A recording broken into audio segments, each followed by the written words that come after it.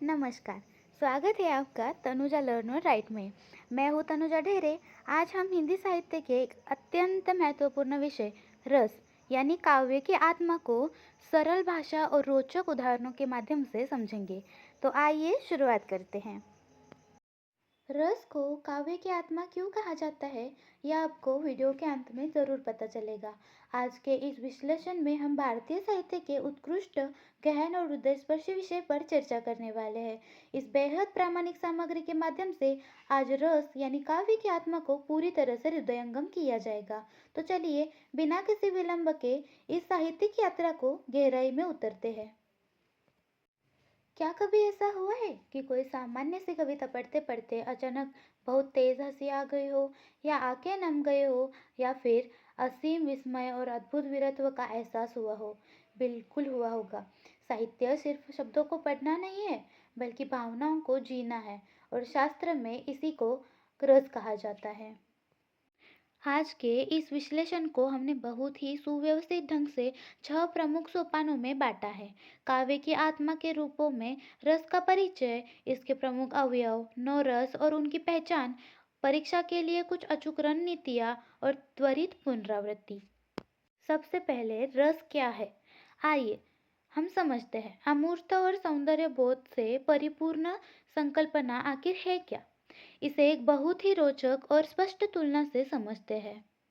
जिस प्रकार किसी अत्यंत स्वादिष्ट व्यंजन को सेवन करने से हमारी शारीरिक इंद्रियों को अद्भुत तृप्ति मिलती है, ठीक उसी प्रकार श्रेष्ठ काव्य को पढ़ने या सुनने से हमारे मानस पटल पर जो परमानंद छा जाता है ना, वही रस है। यानी भोजन का स्वाद जीवा के लिए और काव्य का रस आत्मा के लिए। अब देखते हैं रस के प्रमुख अवयव। रस के इस दार्शनिक अर्थ को समझने के बाद अब इसके संरचनात्मक अवयव की बात करते हैं। रस की उत्पत्ति की प्रक्रिया बहुत ही तर्कसंगत है। रस की उत्पत्ति की प्रक्रिया बहुत ही तर्कसंगत है। सबसे पहले विभाव अर्थात कारण उत्पन्न होता है, फिर अनुभव अर्थात शारीरिक चेष्टा प्रकट होती है, उसके बाद संचारी भाव पानी की बुलबुलों की तरह उठते गिरते हैं, जो अंत में सुप्त अवस्था की मौजूद स्थायी भाव को जागृत करते हैं। और जब यही स्थायी भाव पूर्ण परिपक्वता प्राप्त कर लेता है, तब जाकर रस की निष्पत्ति होती है। इन चारों प्रमुख अंगों को कंठस्थ कर लेना अत्यंत आवश्यक है। स्थायी भाव यानी मानव मन में बीज के रूप में विद्यमान रहता है। विभाव यानी स्थायी भाव को जगाने वाले बाह्य कारण का उद्दीपक होता है। अनुभव भाव जागृत होने के बाद प्रकट होने वाले शारीरिक और मानसिक चेष्टाओं को अनुभव कहते हैं। और संचारी भाव जो थोड़े समय के लिए उत्पन्न होता है, लेकिन स्थायी भाव को पुष्ट करते हैं। यह हमेशा याद रखिएगा। नवरस। अब उस वर्गीकरण की ओर बढ़ते हैं जो यूपीएससी, एसएससी और नेट जैसी परीक्षाओं के लिए अत्यंत महत्वपूर्ण है। भारतीय काव्यशास्त्र में प्रमुख रूप से 9 रस माने गए हैं। अब हम उसके रस और स्थायी भाव को देखते हैं। श्रृंगार यानी रति, हास्य यानी हास, करुण यानी शोक, रौद्र यानी क्रोध, वीर यानी उत्साह, भयानक यानी भय, बीभत्स यानी घृणा, अद्भुत यानी विस्मय, और शांत यानी निर्वेद। इन युग्मों को कंठस्थ करना बहुत आवश्यक है, क्योंकि परीक्षाओं का यही मुख्य आधार होता है। इसलिए इस 9 रसों को कंठस्थ कर लीजिएगा। और 3 रस हम अगली वीडियो में ज़रूर देखेंगे। अब देखते हैं रस कैसे पहचानते हैं। सैद्धांतिक ज्ञान के बाद अब व्यावहारिक पक्ष की ओर बढ़ते हैं। देखिए, किसी भी काव्य पंक्ति को देखकर रस पहचानने के लिए ये इन 3 चीज़ों को बहुत ही ध्यान से देखिएगा और सुनिएगा, और हमेशा के लिए कंठस्थ भी कीजिएगा। किसी भी काव्य पंक्ति को देखकर रस पहचानने के लिए विशिष्ट भाववाचक शब्दों को पहचानिए, पात्रों की मानसिक स्थिति का विश्लेषण कीजिए, और बार बार पूछे जाने वाले पैटर्न का अभ्यास कीजिएगा। अब हम देखते हैं उदाहरण। बतरस लालच की लाल मुरली धरी लुकाय।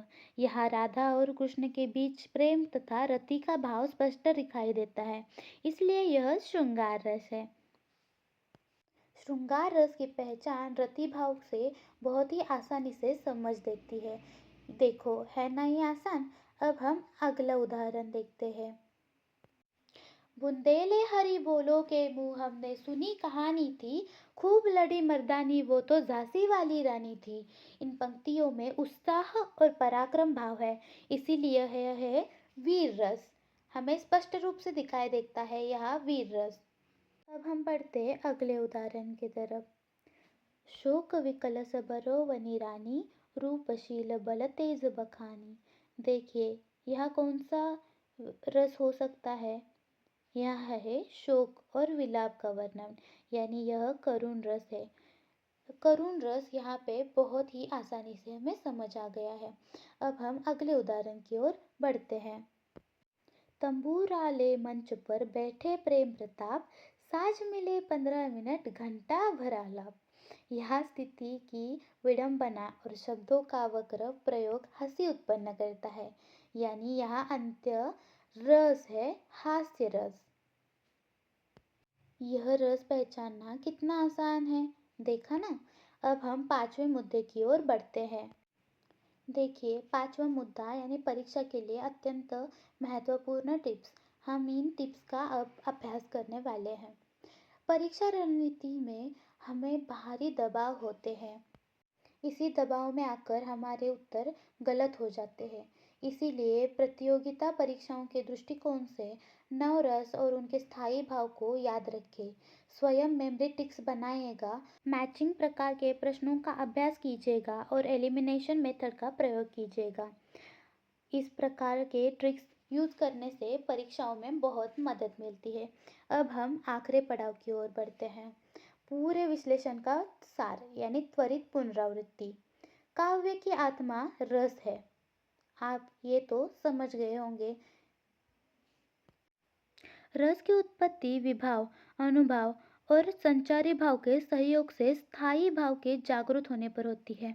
भारतीय काव्य शास्त्र में 9 रस माने गए हैं।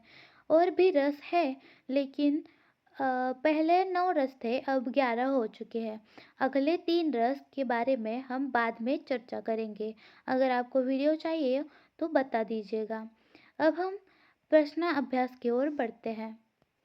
अब प्रश्न पहला और दूसरा।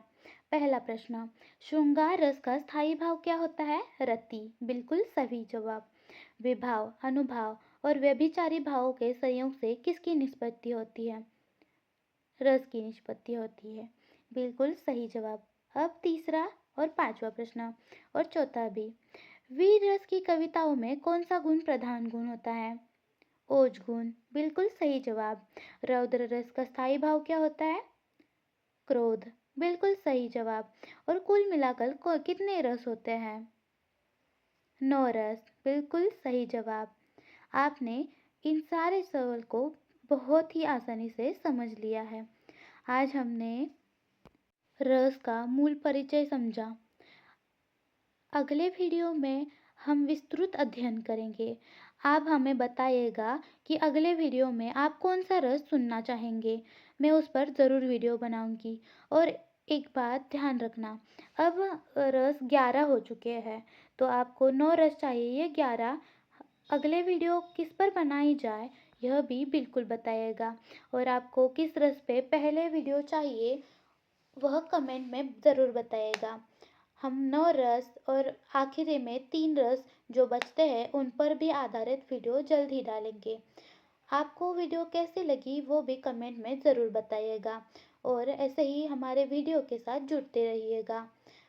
उम्मीद है कि रस काव्य की आत्मा विषय आपको अच्छी तरह समझ आया होगा।